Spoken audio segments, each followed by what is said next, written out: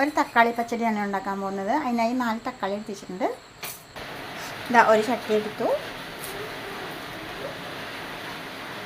തക്കാളി ഇട്ട് കൊടുത്തു. ഇതാ ഒരു പകുതി സവാള,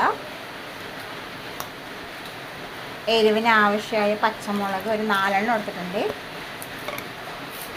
ഇതാ മഞ്ഞൾപ്പൊടി, ലേശം പാകത്തിനുള്ള ഉപ്പ്, കുറച്ച് വെള്ളം ഒഴിച്ചിട്ട് വേവിക്കാൻ വെക്കണം. ഇതാ വേവാൻ ആവശ്യമുള്ള വെള്ളം വെച്ചിട്ടുണ്ട്, മൂടി. ഇതാ ഒരു മുറി തേങ്ങ ചിരവിയത്, ലേശം ചെറിയ ജീരകം, ഇതാ ലേശം കടുക്. ഇതൊന്ന് നല്ല പേസ്റ്റ് പോലെ ആയിട്ടൊന്ന് അരച്ചെടുക്കാം. ഇതാ നമ്മുടെ തക്കാളിയൊക്കെ നന്നായിട്ട് വെന്തുടഞ്ഞ് വന്നിട്ടുണ്ട്. ഇതിലോട്ട് ആ തേങ്ങ അരച്ചത് ഒഴിച്ച് കൊടുക്കാം. ഒന്ന് ഇളക്കി കൊടുക്കാം. തേങ്ങ ഒന്ന് തിളച്ചോട്ടെ.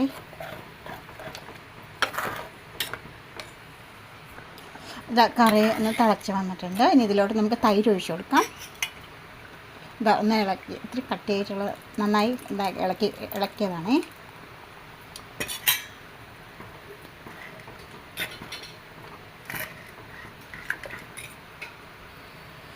ഉപ്പും ഇതൊക്കെ കറക്റ്റാണോ നോക്കിയൊക്കെ കറക്റ്റാണ്. ഒന്ന് ചൂടാവട്ടെ.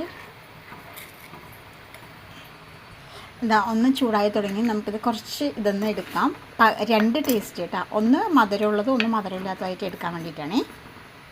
ഇതാ പകുതി എടുത്ത് മാറ്റിയിട്ടുണ്ട്. ഇതാ 1 ടേബിൾ സ്പൂൺ പഞ്ചസാര എടുത്തിട്ടുണ്ട്. ഇതിലോട്ട് ഇട്ട് കൊടുക്കാം. നമുക്ക് വളരെ ടേസ്റ്റിയാണ് കേട്ടോ അങ്ങനെ കഴിക്കാനായിട്ട്. വേണമെങ്കിൽ 1 ടേസ്റ്റ് തന്നെ കഴിച്ചിട്ട് ബോറടിക്കണ്ടെന്ന് വിചാരിച്ചിട്ട് 2 ടേസ്റ്റിൽ എടുക്കുന്നത്. ഇതാ ഒരു ചീനിച്ചട്ടി എടുപ്പത്ത് വെച്ചു. ഒരു 2 ടേബിൾ സ്പൂൺ വെളിച്ചെണ്ണയാണ് വെച്ച് കൊടുക്കുന്നത്. ലേശം കടുക്, 4 കപ്പൽമുളക്, 2 കൊത്ത് കറിവേപ്പില, നല്ല ടേസ്റ്റി ആയിട്ടുള്ള 2 തക്കാളി പച്ചടി റെഡി ആയിട്ടുണ്ട്.